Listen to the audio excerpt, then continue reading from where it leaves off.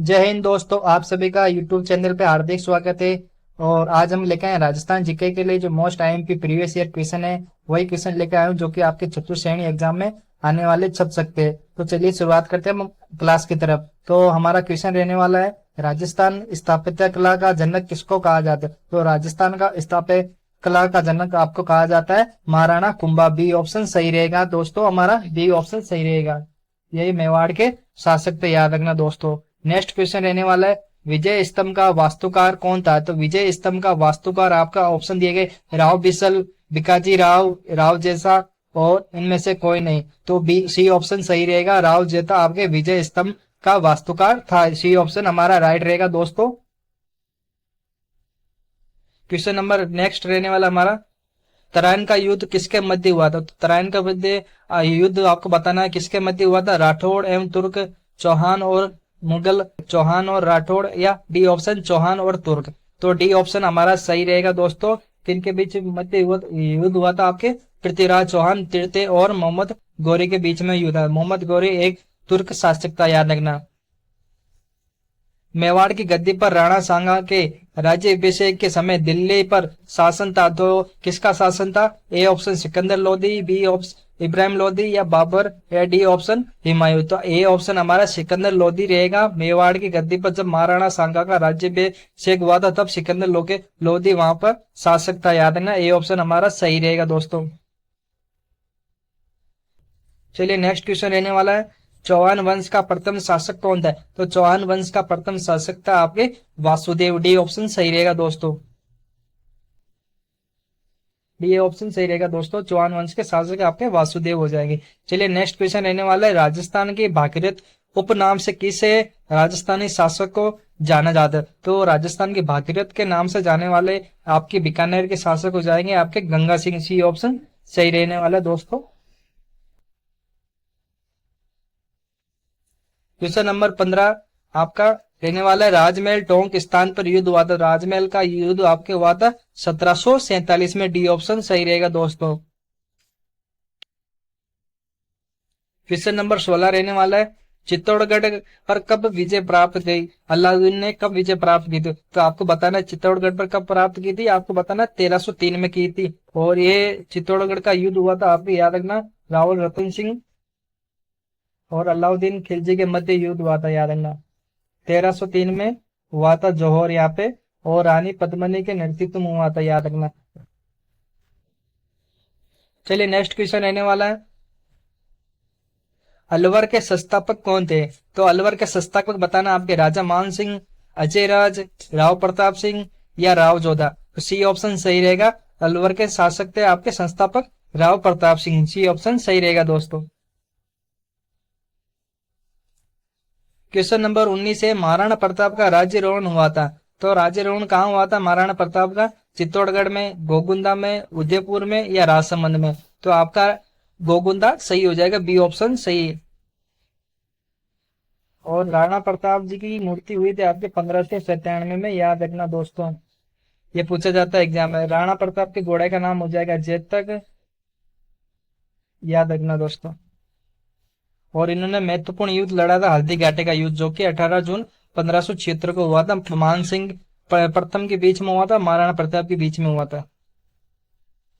गणेश्वर सभ्यता का संबंध किस नदी से है। तो गणेश्वर सभ्यता आपके हो जाएंगे सिंधु, कांतली, सरस्वती, आहड़। तो बी ऑप्शन सही रहेगा दोस्तों हमारा।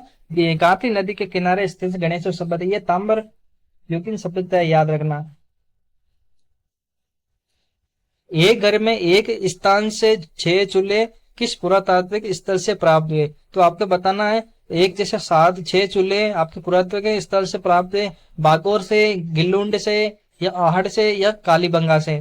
तो आपका सी ऑप्शन सही रहेगा, आहड़, जो कि आपके उदयपुर में स्थित है, याद रखना दोस्तों। आहड़ कहाँ पे है, उदयपुर में। अक्षय कीर्ति व्यास ने यहाँ पे इनकी खोज की थी 1953 में, याद रखना। और आपकी कालीबंगा हो जाएगी हनुमानगढ़ में। और ये सरस्वती नदी के किनारे द्विवेदी नदी कहते हैं, और उसे कालीबंगा शाब्दिक अर्थ होता है। गिल्लून आपके राजसमंद में हो जाएगी दोस्तों।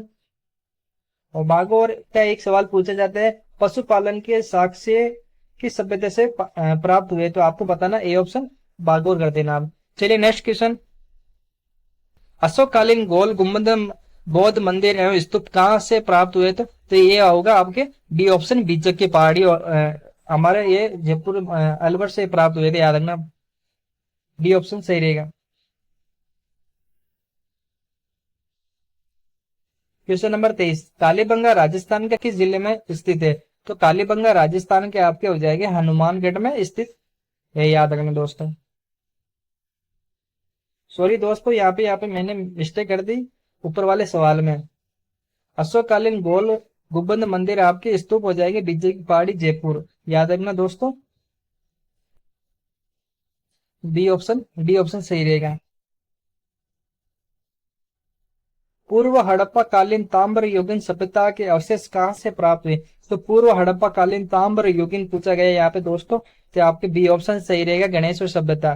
ये एक ताम्र युगीन सभ्यता है याद रखना दोस्तों। तो ये नीमका थाना के पास स्थित है, याद रखना।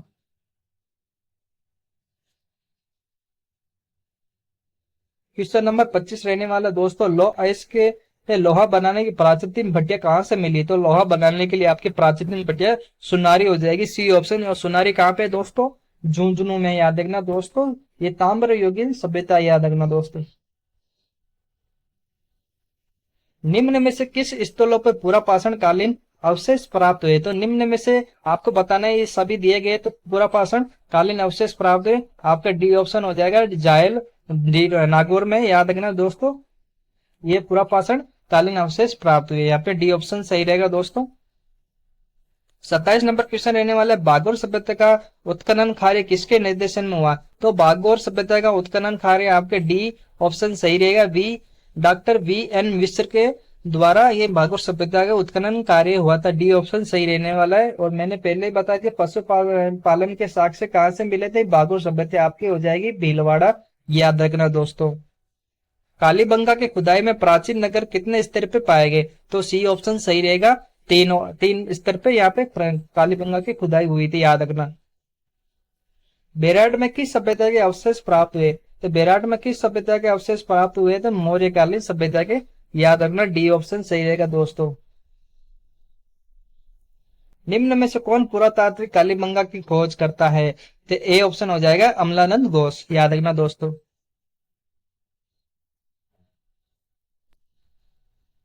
राजस्थान के लगभग 1800 गुप्तकालीन सिक्के कहाँ से मिले हैं?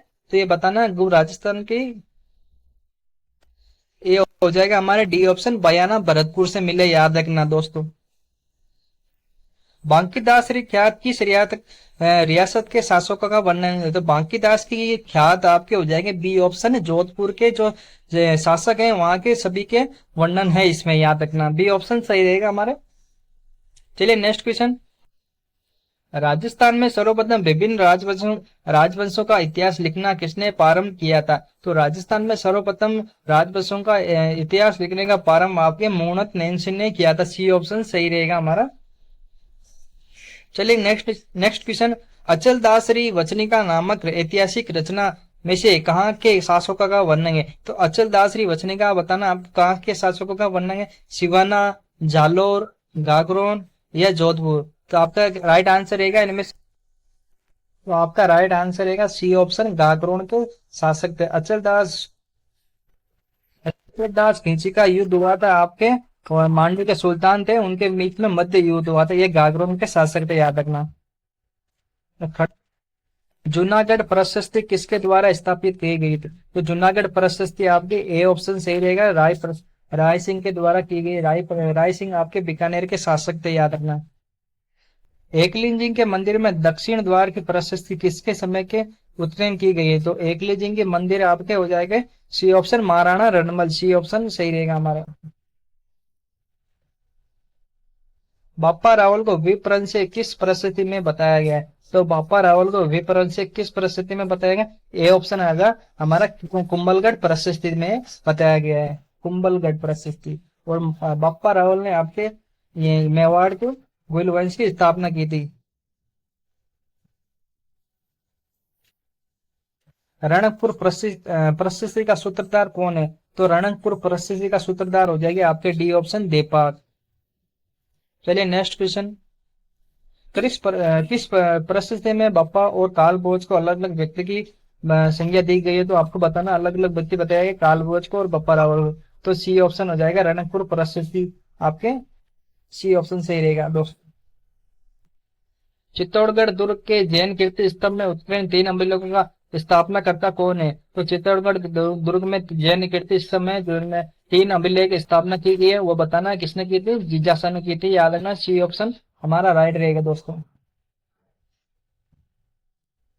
बिचौलिया शिलालेख की स्थापना किसके द्वारा की गई थी? तो आपको बताना बिचौलिया किस शिलालेख की स्थापना आपके, तो ए ऑप्शन हमारा सही रहने वाला दोस्तों, जैन श्रावक लोलक ने की थी।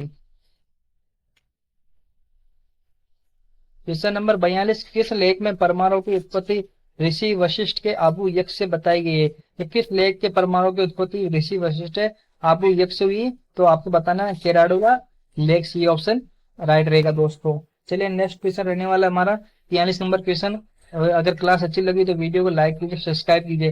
किस लेख में यह बताया गया है चौहान सूर्यवंशी थे? तो किस लेख में बताया गया आपको? डी ऑप्शन हरिकेली नाटक में बताया गया कि चौहान सूर्यवंशी थे, डी ऑप्शन राइट रहेगा दोस्तों। तो हरिकेली नाटक की रचना किसने की आपको बताना दोस्तों। कर्नल जेम्स टोड ने द्वारा समुद्र में फेंका गया शिलालेख कौन सा हो जाएगा? कर्नल जेम्स टोड ने कौन सा फेंका था? बी ऑप्शन मानमोरी का शिलालेख। ये याद रखना दोस्तों, वेरी वेरी आईएमपी क्वेश्चन है। क्वेश्चन नंबर 45 रहने वाला, राजस्थान का प्राचीनतम शिलालेख कौन सा हो जाएगा? तो राजस्थान का प्राचीनतम शिलालेख बरेली का शिलालेख हो जाएगा दोस्तों, ए ऑप्शन सही रहेगा हमारा। राजस्थान में सबसे प्राचीन सिक्के प्राप्त हुए उसे क्या कहलाते हैं? तो ये होती है आपकी आहत मुद्राएं होती है, डी ऑप्शन सही रहेगा। तो राजस्थान की जो प्राचीन सिक्के होते हैं उसे आहत मुद्रा कहते हैं।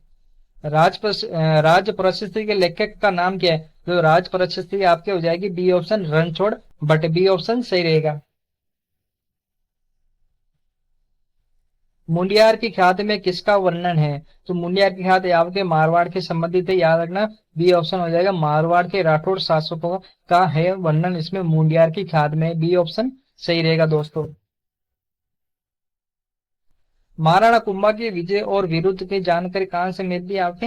रणकपुर प्रशस्ति से, याद रखना ए ऑप्शन सही रहेगा। रणकपुर प्रशस्ति से आपके महाराणा कुंभा के विरुद्ध की और विजय की जानकारी मिलती है। किस शिलालेख में चौहानों को वस्त्र गोत्र ब्राह्मण कहा गया है? तो किस शिलालेख में चौहानों को वस्त्र गोत्र ब्राह्मण कहा गया है? तो बिजोलिया का शिलालेख में कहा गया है। तो बिजोलिया के शिलालेख में आपके ब्राह्मण चौहानों को वस्त्र गोत्र ब्राह्मण कहा गया है, सी ऑप्शन हमारा रहेगा राइट आंसर।